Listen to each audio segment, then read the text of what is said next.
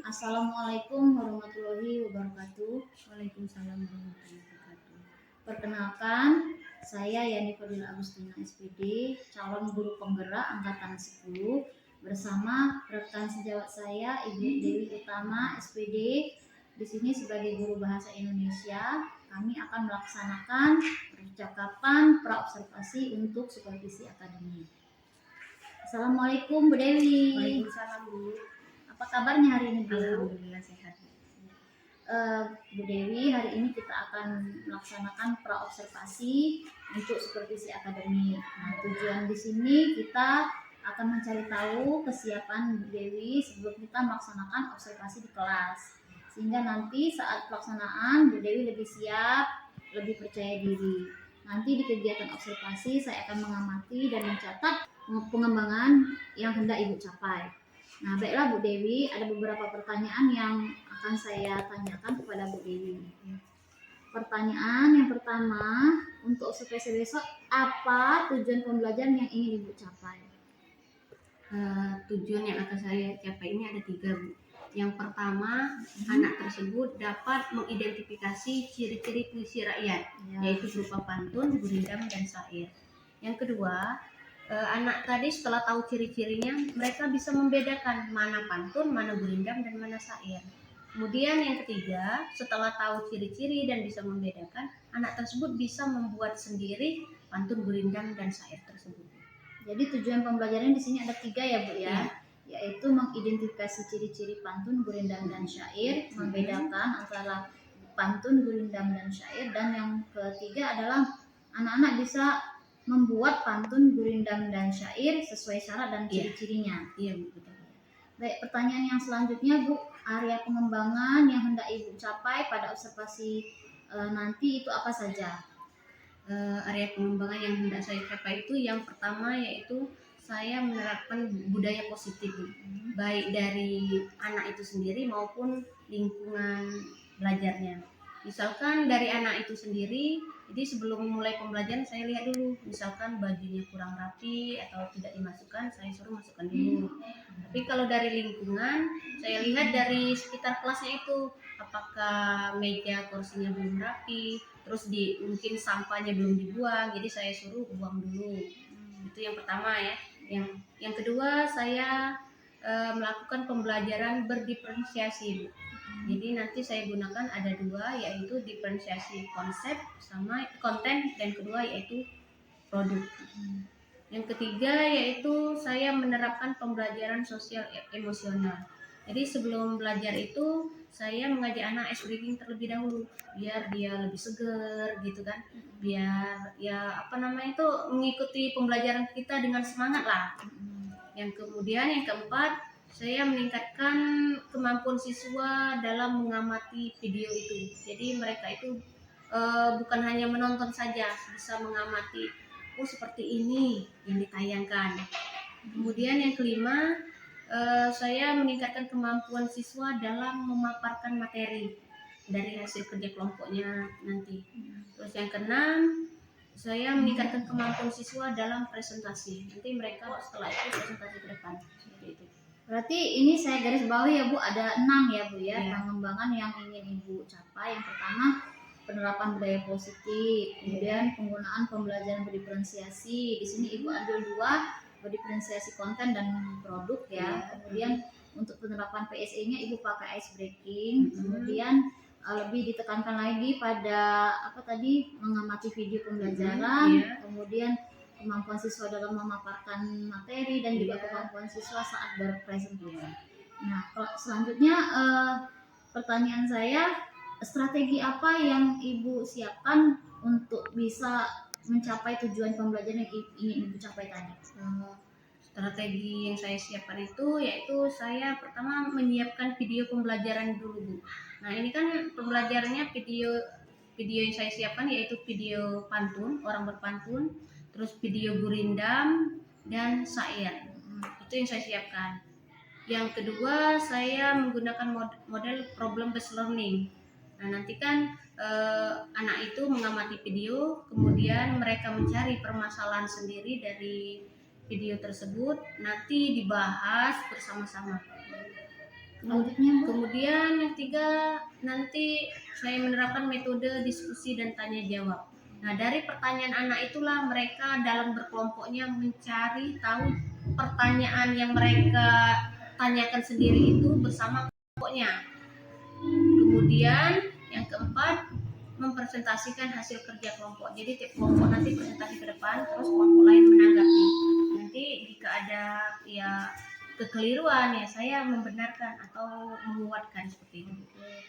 Saya ulangi kembali ya Bu ya, Ya. strateginya berarti yang bakal Ibu laksanakan di observasi itu pakai video pembelajaran yang menarik ya Bu ya. Ya. Kemudian modelnya Ibu pakai problem based Iya. learning, metodenya diskusi dan tanya jawab, dan juga presentasi kelompok ya Bu. Selanjutnya pertanyaan saya Bu, apakah Ibu sudah menyiapkan penilaian Sudah. untuk observasi besok? Penilaiannya apa saja Bu? Saya gunakan ketiganya ya, yaitu penilaian sikap, pengetahuan, dan keterampilan. Kalau penilaian sikap, saya ambil dari observasi anak selama pembelajaran dari awal sampai berakhir. Kemudian dari pengetahuan saya ambil dari tugas LKPD mereka membuat pantun gurindam syair tadi, apakah benar sesuai dengan syarat atau ciri-cirinya tadi. Kemudian penilaian keterampilan saya ambil dari mereka saat presentasi kelompok. Ya, berarti ada 3 ya Bu ya tadi ya. Ya, Sikap, pengetahuan, dan keterampilan. observasi besok sama kita di kelas apa, Bu? Kelas 72. 2 ya Bu ya. Jamnya jam keberapa? Jam ke-2 3-4. Ya, berarti 3 jam ya. Ya, 3 jam. Kemudian hari dan tanggal berapa Ibu siap itu di observasi? Besok Bu, Besok Jumat ya. 2 Agustus 2024. Berarti kita akan bertemu lagi observasi besok tanggal 2 Agustus ya Bu ya, di Iya. jam ke-2 sampai 4 di kelas 72 ya. Iya Bu. Jadi saya menyimpulkan Bu ya. Ya. Saya simpulkan bahwa Ibu sudah menetapkan area pengembangan ini Ibu capai, sudah menetap strategi yang akan dilakukan, juga sudah fokus pada penerapan positif, pembelajaran berdiferensiasi, penerapan pembelajaran sosial emosional. Nah, semoga apa yang kita bincang-bincangkan hari ini bisa terlaksana dengan baik. Besok kita bertemu lagi kegiatan observasi. Terima kasih atas waktunya. Ucapkan Assalamualaikum warahmatullahi wabarakatuh. Waalaikumsalam warahmatullahi wabarakatuh.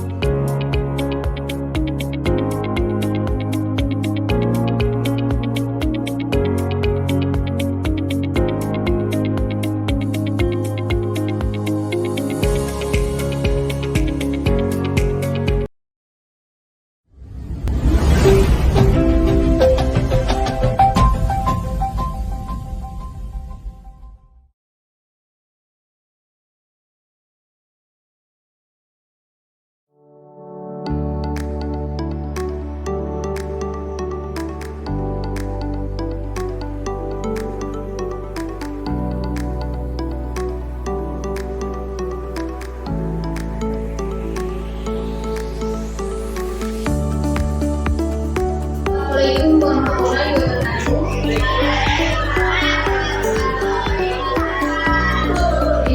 Yang ada di beragama lain diucapkan selamat pagi. Apa kabarnya? Sudah kenal belum nih? Coba sekarang selamat berdoanya. Kita berdoa terlebih dahulu. Mulai.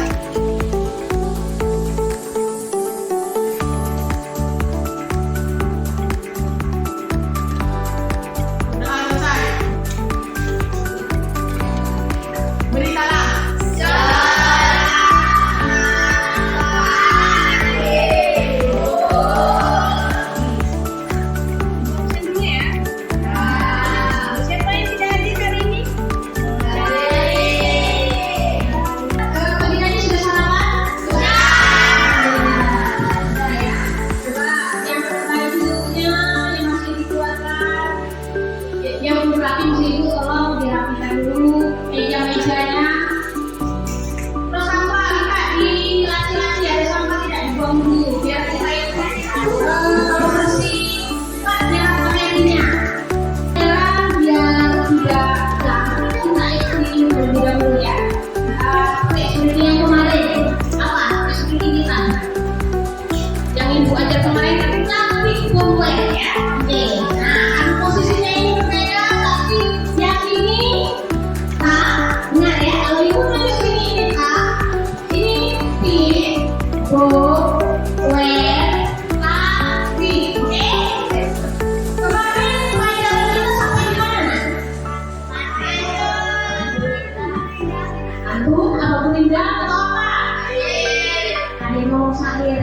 pantun. Ya tiga-tiganya. Coba ibu tanya, siapa yang ingat pantun itu berasal dari mana? Masih tentang pantun tadi ya, tapi yang kita bahas masih tentang ciri-cirinya, karena masih ada yang belum paham juga ya, masih kita lanjutkan tentang ciri-cirinya juga ya, dan sebagainya, masih berhubungan dengan pantun.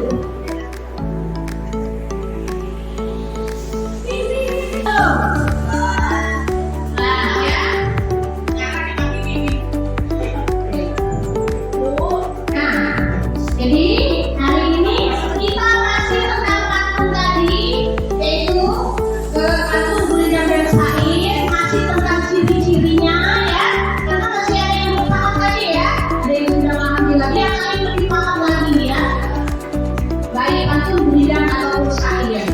Nah, ada pun tujuan kita belajar pada hari ini yaitu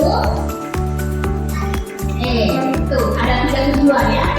Yang pertama, kalian bisa tahu ciri-ciri dari puisi rakyat tadi, yaitu pantun, tahu ciri-cirinya, gurindam, syair, ciri-cirinya tahu ya.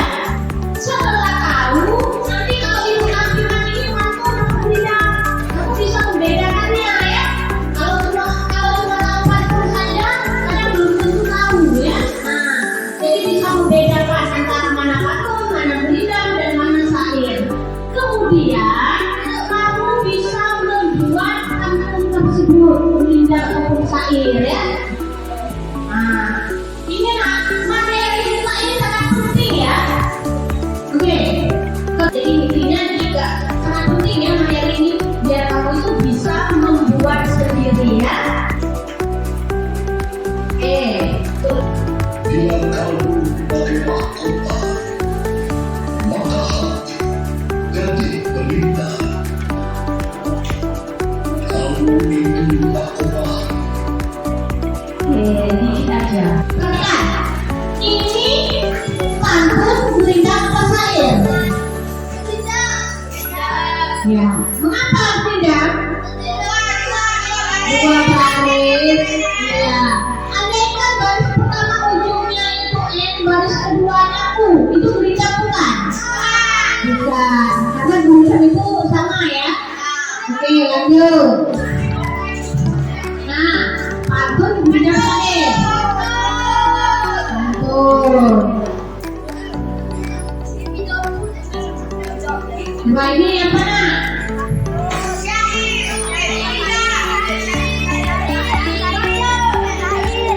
Apa? Syair. Ujungnya itu dilihat ya. Ya, sama. Oke, ini ciri-ciri dari apa itu? Terdiri atas sampai ke suku kata.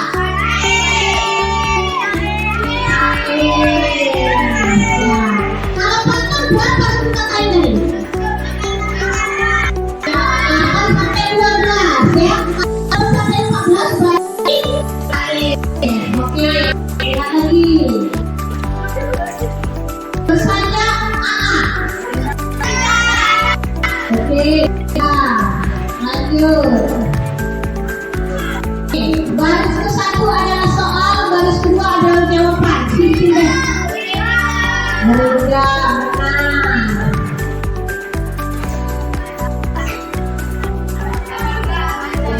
Oh. Oke ya.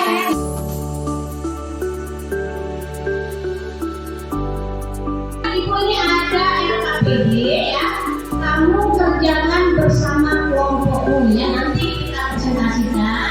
Setelah presentasikan nanti akan jawab pertanyaan dari kamu tadi ya.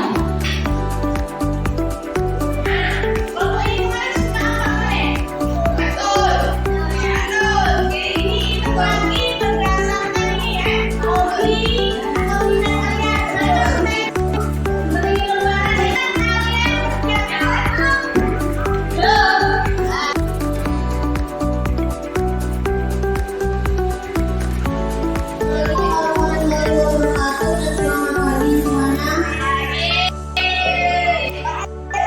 Hari ini kita akan mempresentasikan dari kelompok gurindam dan ciri-cirinya.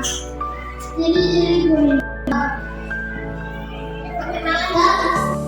saya akan membacakan nama dari kelompok saya. Saya sendiri adalah Vicky Zakia, dan ini adalah Adi Prasetyo, Jatri Mansuri, Faris Adriasa, dan Mala Aditya Surabaya.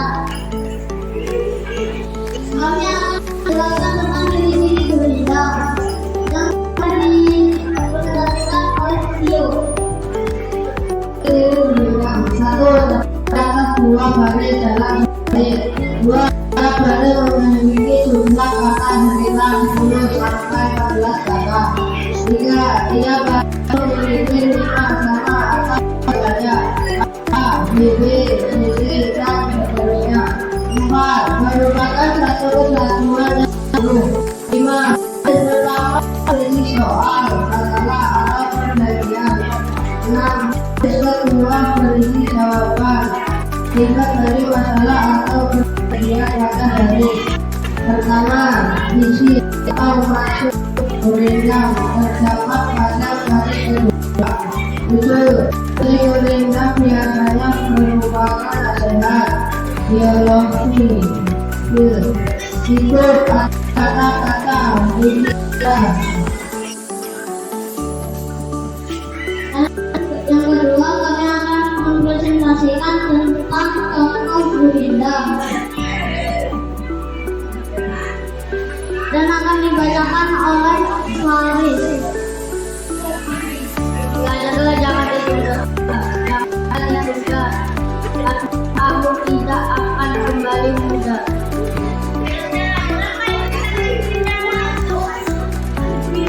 Dan akan dijelaskan oleh saya sendiri. Ciri-ciri berendam biasanya terdiri dari 2 baris, dan setiap barisnya berisi AA, BB, dan CC. Contohnya, belajar janganlah ditunda-tunda karena kamu tidak akan kembali muda. Dan biasanya kata yang digunakan 10 sampai 14 kata. 1,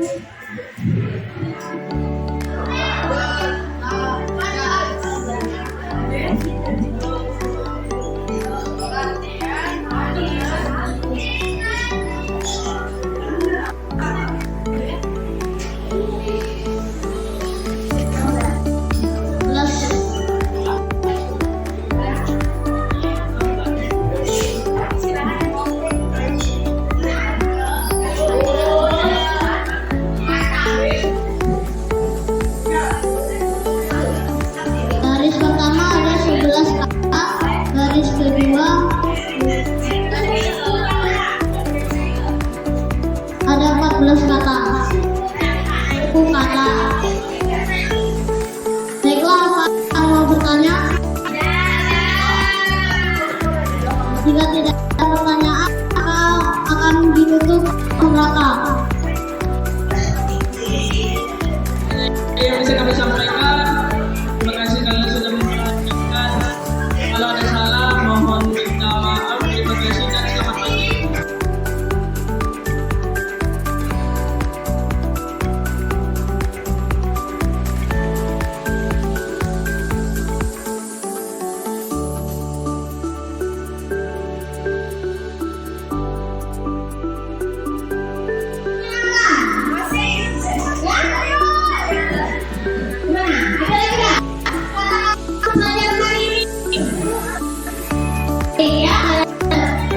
Ibu bahasa Inggrisnya kalian juga senang.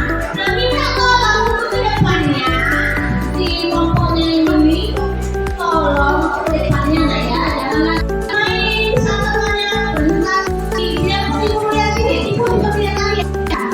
Sama juga yang kelompok ini tadi presentasi ini.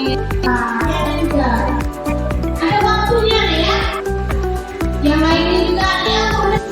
Jangan lagi kebiasaan bermain-main ya. Hei, oke ya, karena waktunya sudah hampir habis. Untuk pertemuan selanjutnya kita masih presentasi lagi kelompok belum ya, oke? Ya. Kemudian tadi kelompok yang paling serius adalah kelompok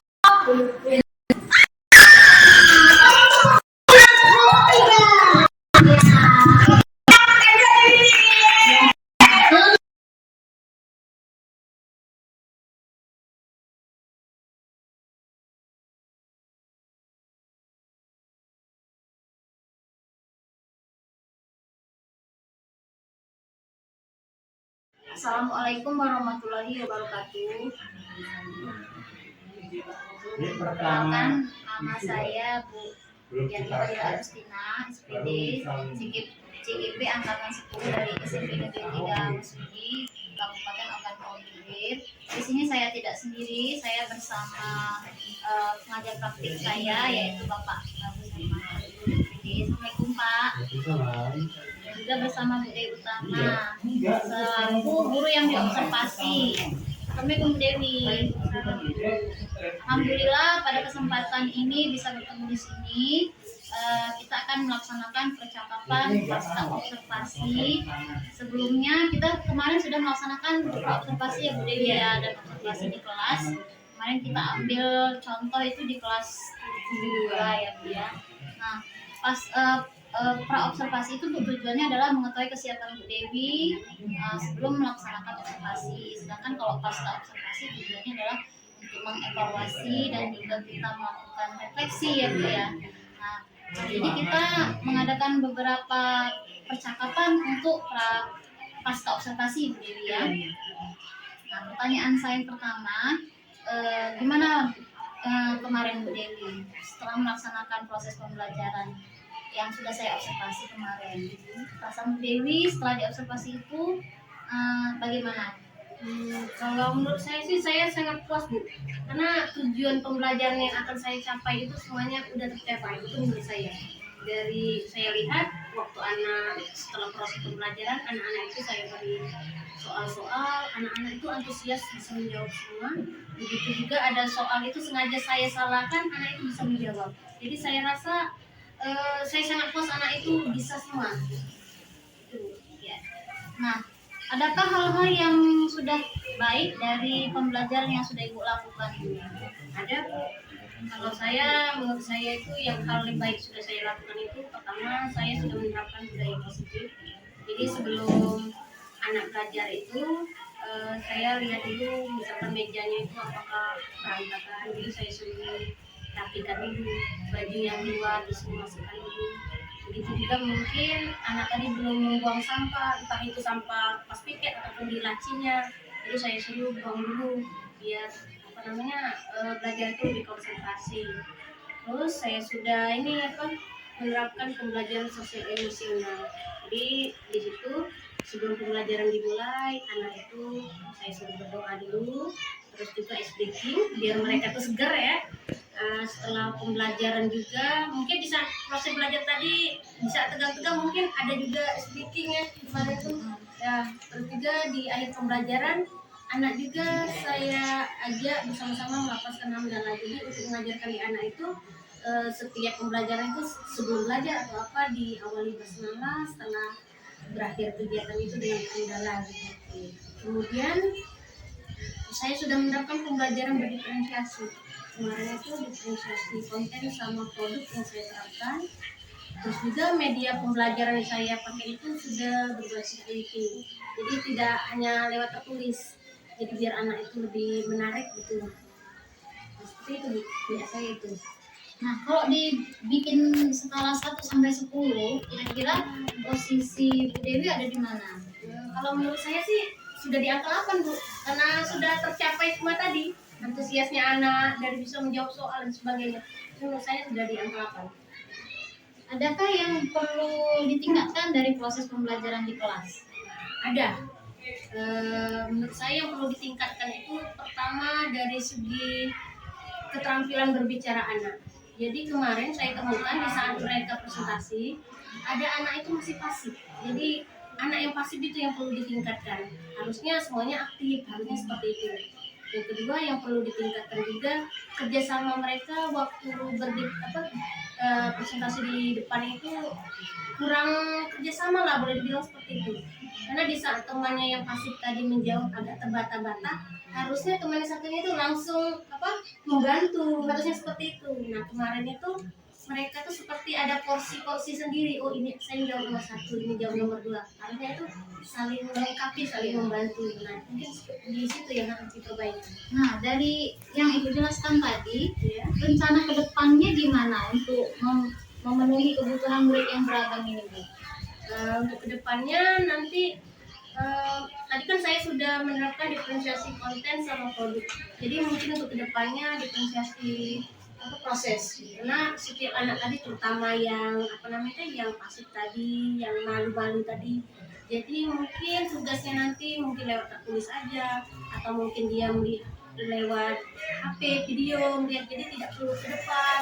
Jadi untuk kedepannya kalau tadi kan tugasnya sama, nah jadi untuk besok tuh saya bedakan untuk anak yang pasif tadi terutama. Terus juga untuk kelompok, kan kemarin itu satu kelompok itu 5 orang. Nah jadi untuk kedepannya mungkin satu kelompok itu 2 orang atau 3 orang saja. Jadi kalau 5 orang itu mereka itu lebih mengandalkan yang pintar. Jadi kalau dalam kelompok kecil mungkin lebih, biarpun dia pendiam, harus tanggung jawabnya lebih muncul ya. Nah, seperti itu mungkin kelompoknya dibuat menjadi lebih kecil gitu. Nah, selanjutnya komitmen kedepannya gimana, Bu, untuk memajukan proses pembelajaran ini? Komitmen saya ya, karena sekarang sudah tahu ya ibaratnya pembelajaran itu harus berdiferensiasi, harus berpusat pada peserta didik. Jadi kedepannya saya harus seperti itu. Terus juga harus kita menyelipkan budaya positif. Ya, selama ini kita kan sudah menerapkan, mungkin selama ini boleh dibilang kalau dalam agama itu mungkin dianggap sunnah mungkin seperti itu. Tapi sekarang udah wajib, boleh dibilang seperti itu. Jadi kedepannya saya terapkan di sehari-hari belajarnya. Nah, bagaimana, Bu, respon anak-anak waktu Ibu melaksanakan proses pembelajaran di kelas kemarin? Senang, antusias, karena semuanya di saat saya memberikan pertanyaan, mereka langsung antusias, mau menjawab semua. Hingga di akhir pembelajaran pun, di saat keluar belajar, anak-anak tuh masih terbawa berpantun gitu. Nah, jadi antusias ya. Nah, dalam proses kita kemarin sampai dengan sekarang ini kan kita sudah melaksanakan observasi, dan hari ini kita melaksanakan pasca observasi. Nah, bagaimana perasaan Bu Dewi ketika di coaching? Saya merasa senang, Bu, karena pengetahuan saya tadi bertambah.